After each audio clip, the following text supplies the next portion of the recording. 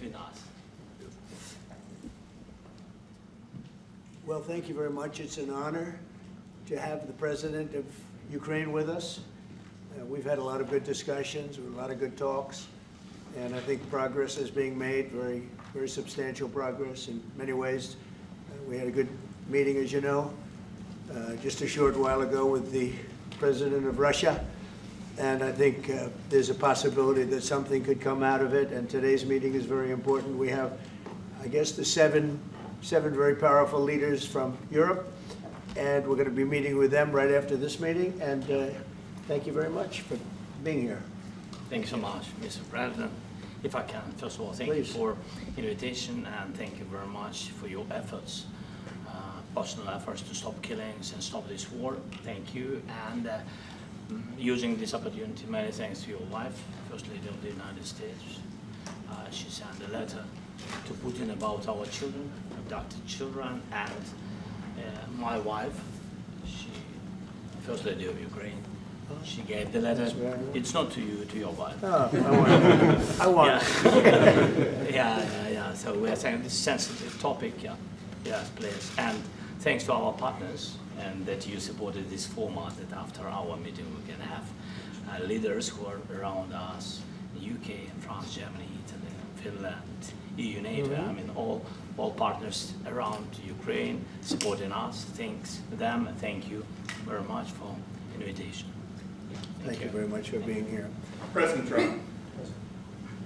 Do you think it's fair? Yes, Peter, go ahead. Thank you, President Trump. So, President Zelensky, you say in a post on X today, Russia must end this war, which it itself started. President Trump, you say President Zelensky of Ukraine can end the war with Russia almost immediately if he wants to, which is it? Yeah, I think that's true. I think they'll, we're going to have a meeting. I think if everything works out well today, we'll have a trilat. And I think there will be a reasonable chance of ending the war when we do that. And is this the end of the road for American support for Ukraine? Is today's meeting deal or no deal? I can never say that. It's never the end of the road. People are being killed, and we want to stop that. So I would not say it's the end of the road. No, I think we have a good chance of doing it. It's been almost 4 years now that a lot of people were killed last week. A lot of people last week. I mean, millions of people killed, but a lot of people last week for whatever reason. A big number, a lot of soldiers, on both sides. And I know the president, I know myself, and I believe Vladimir Putin wants to see it ended. And as you met with Putin on Friday, today you've got President Zelensky here. As you listen to Russia and Ukraine, which side has the better cards? Right? Well, I don't want to say that. I'm just here to be, look, this isn't my war. This is Joe Biden's war. He's the one that had a lot to do with this happening, and we want to get it ended. And we want it to end good for everybody. We want it to end good. The people of Ukraine have suffered incredibly. And to that point, President Zelensky, are you prepared to keep sending Ukrainian troops to their deaths for another couple years, or are you going to agree to redraw the maps? Thank you for your question. So, first of all, you know, we live under each day attacks. You know that today have been a lot of attacks and a lot of wounded people, and the child was dead, small one year and a half. So we need to stop this war, to stop Russia, and we need support American and European partners, and we will do our best for this. So, and I think we show that we are strong people, and we supported the idea of the United States, personally of President Trump, to stop this war, to make a diplomatic way of finishing this war, and we are ready for Trilateral, as President said. This is a good signal about Trilateral. I think this is very good. Thank you. Mr. President,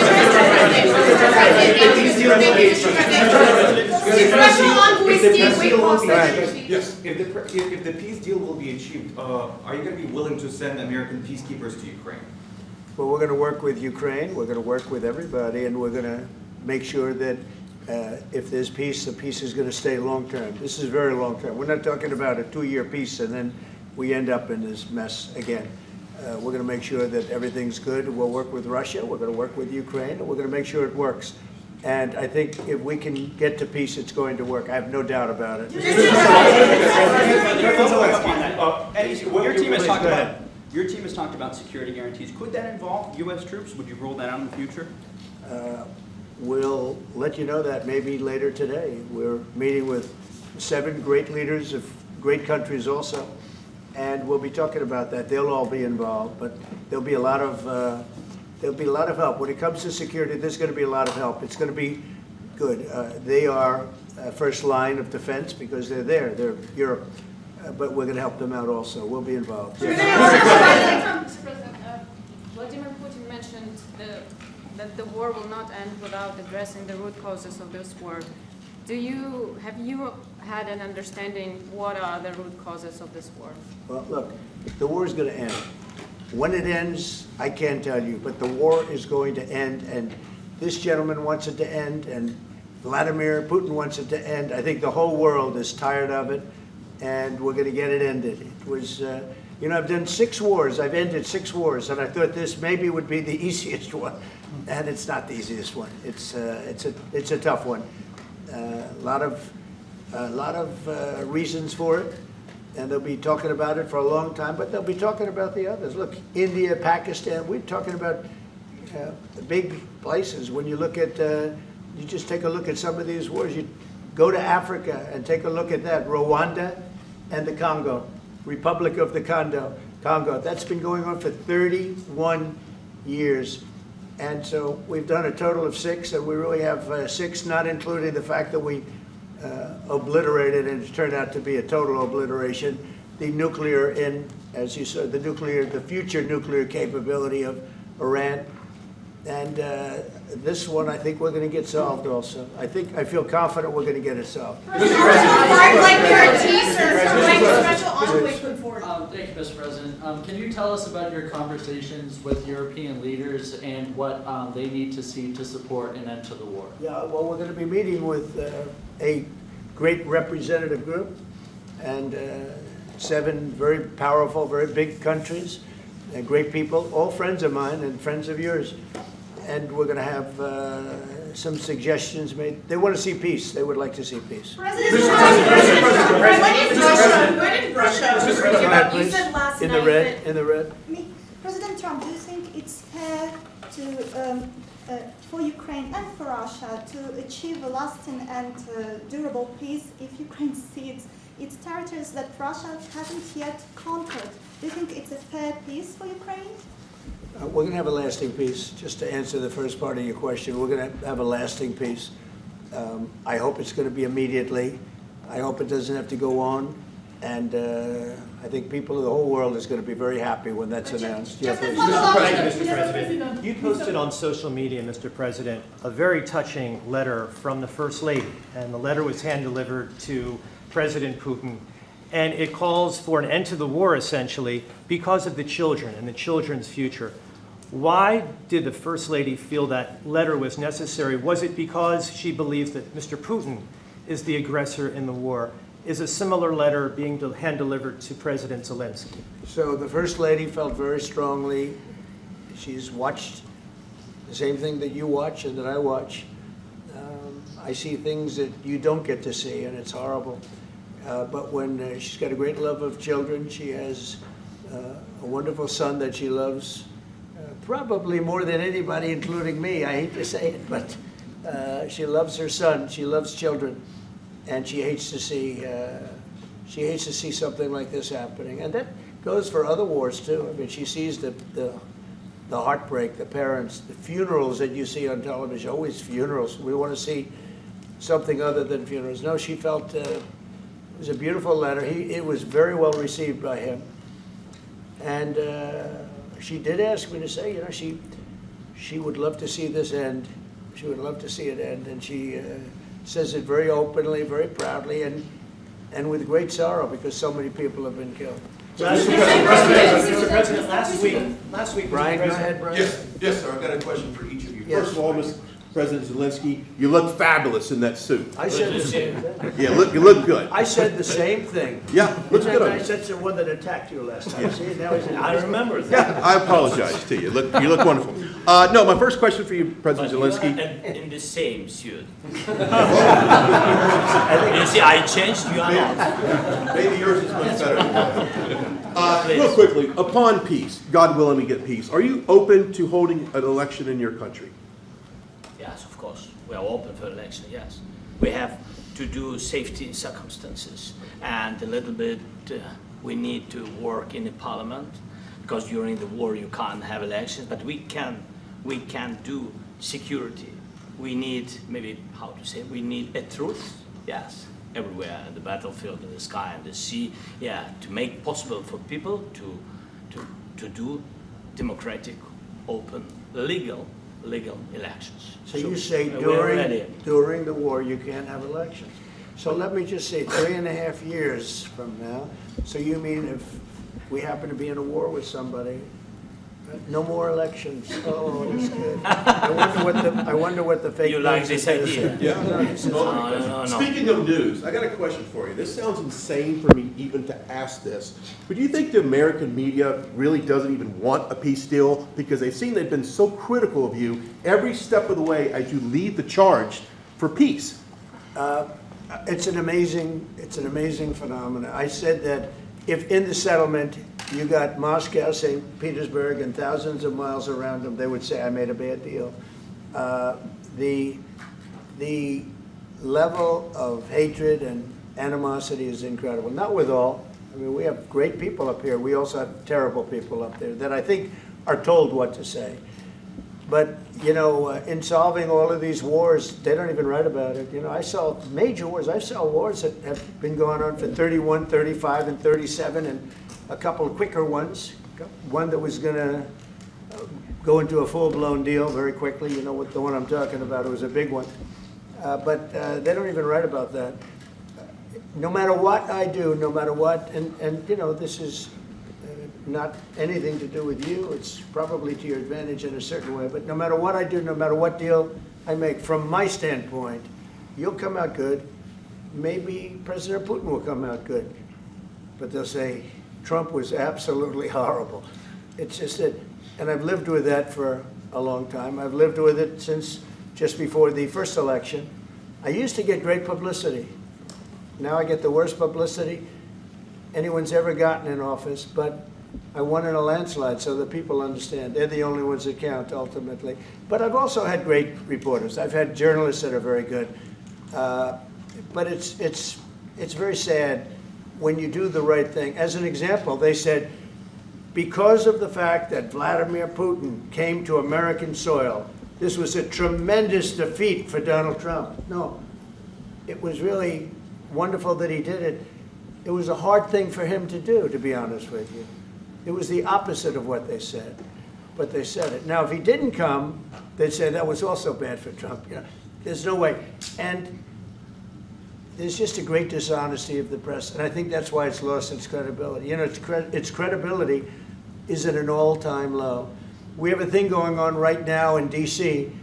We went from the most unsafe place anywhere to a place that now friends are calling me up, Democrats are calling me up, and they're saying, sir, I want to thank you. My wife and I went out to dinner last night for the first time in 4 years, and Washington, D.C. is safe, and you did that in 4 days. I'll tell you, it's safe. I had another friend of mine. He has a son who's a great golfer. He's on tour, and he came in 4th yesterday in the big tournament where Scotty Scheffler made the great shot, and he said his son is going to dinner in Washington, D.C. tonight. I said, would you have allowed that to happen a year ago? He said, no way, no way. He said, what you've done is incredible. And I think the people realize it. But the press says, he's a dictator, he's trying to take over. No, all I want is security for our people. But people that haven't gone out to dinner in Washington, D.C. in 2 years are going out to dinner. And the restaurants the last 2 days were busier than they've been in a long time. Sir, Thank I you. walked around yesterday with MTG. If you can walk around with DC with MTG and not be attacked, this city is safe. Yes. Sir, Thank you, Mr. President. Last week, you warned of what you called severe consequences if a 30-day ceasefire or any type of ceasefire were not agreed to by Russia. Will there be severe consequences? Does that change because of I your don't meeting think you with need a President Putin? ceasefire. You know, if you look at the 6 deals that I settled this year, they were all at war. I didn't do any ceasefires. And I know that it might be good to have, but I can also understand strategically why, well, you know, one country or the other wouldn't want it. You have a ceasefire and they rebuild and rebuild and rebuild, and, you know, maybe they don't want that. But if you look at the 6 deals that we made peace and you know, long-term, long-running wars, I didn't do any ceasefires. Would I like the concept, you know, I like the concept of a ceasefire for one reason, because you'd stop killing people immediately, as opposed to in 2 weeks or 1 week or whatever it takes. But we can work a deal where we're working on a peace deal while they're fighting. They have to fight. I wish they could stop. I'd like them to stop. But strategically, that could be a disadvantage for one side or the other. But all of these deals I made without even the mention of the words ceasefire. President Zelensky, are you disappointed that there's no explain the ceasefire? decision to offer Ukraine Article 5-like security guarantees, but stop short of pushing for their full membership? Yeah, well, we haven't done anything on that yet. If you look back and you go back long before President Putin, it was always a statement that they would never allow Ukraine into NATO. So that was a statement that was made, but we haven't discussed any of that yet. We're going to be discussing it today. But we will give them very good protection, very good security. That's part of it. And the people that are waiting for us, they are, I think they're very like-minded. They want to help out also. Thank you, President. Thank you, President Are you Trump. disappointed there's no The United ceasefire, Mr. States, President? the United States has already given hundreds of billions of dollars to this war effort in Ukraine. At best, it is a stalemate, and the killing continues. So, President Trump, how much more is the United States willing to give Ukraine? And President Zelensky, how much more do you want? Well, I'll start off just by saying we're not giving anything now. We're selling weapons. This is something before, I guess the number is well over $300 billion. That was under Joe Biden, a corrupt politician, not a smart man, never was. By the way, go back 40 years, he was not a smart man 40 years ago either, but now he's in particular bad. This was done by a corrupt administration that shouldn't have been in, and frankly, if the right results of the election were given, if I were president, this war would have never taken place, and he would have been very happy, because he would have liked to have seen. I mean, they went through hell. He went through hell.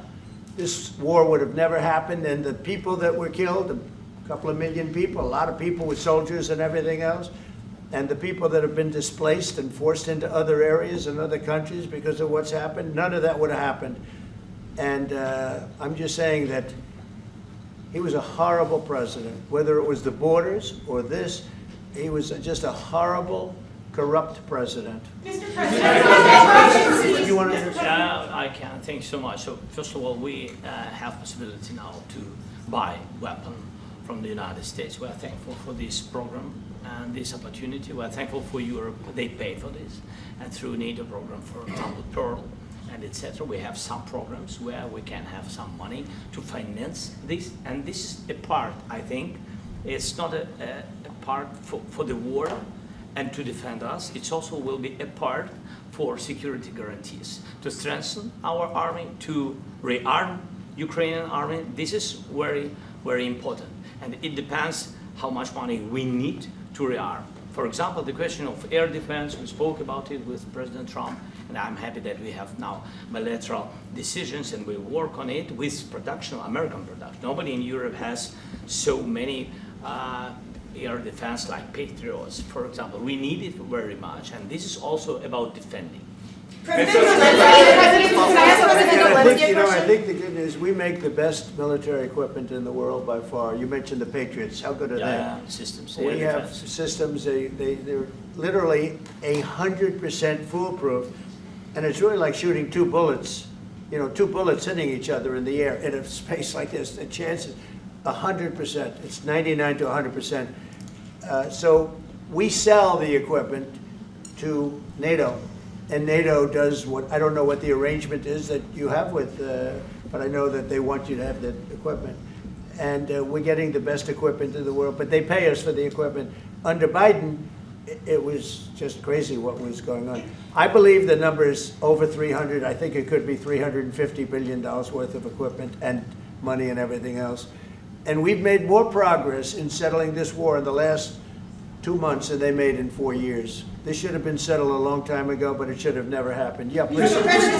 Real quickly, you pushed out on social media. All right, Brian, go first. You pushed out on social media about doing away with mail-in ballots and potentially electronic voting machines. Can you expand on that and how important Well, that is? that's a very off-topic, just really quickly.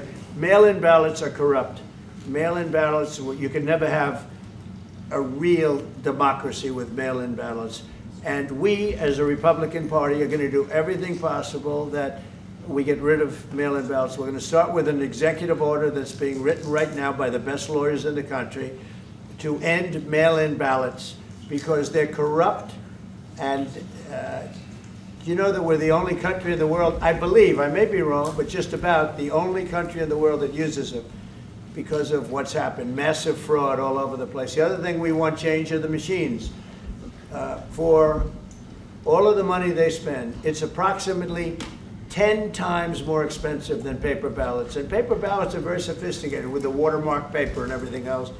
We would get secure elections. We'd get much faster results. The machines, I mean, they say we're going to have the results in 2 weeks. With paper ballots, you have the results that night. Most people, but most people, many countries use paper ballots. It's the most secure form. So between paper ballots, very, very important, paper ballots, and I think maybe even more important, the mail-in voting. We're going to end mail-in voting. It's a fraud. If you have mail-in vote, even Jimmy Carter with this commission, they set it up. He said the one thing about mail-in voting, you will never have an honest election if you have mail-in. And it's time that the Republicans get tough and stop it because the Democrats want it. It's the only way they can get elected. Because with men and women's sports and with transgender for everybody and open borders and all of the horrible things, and now the new thing is they love crime. They're fighting me on the fact that I've made Washington, D.C. safe. We're not going to get mugged, beaten up, or killed like all the people you've been watching get so badly hurt. I'm glad, I hate to take your time with this, but I'm glad you asked me that question. Sorry. We're going to stop mail-in ballots because it's corrupt. You know, when you go to a voting booth and you do it the right way and you go to a state that runs it properly, you go in, they even ask me, they asked me for my license plate, for identity. I said, I don't know if I have it. They said, sir, you have to have it. I was very impressed, actually. But it's very hard to cheat with mail-in voting. As you know what happens in California, it's so corrupt, where some people get 5, 6, 7 ballots delivered to them. Now, we got to stop mail-in voting, and the Republicans have to lead the charge. The Democrats want it because they have horrible policy. If you have mail-in voting, you're not going to have many Democrats get elected.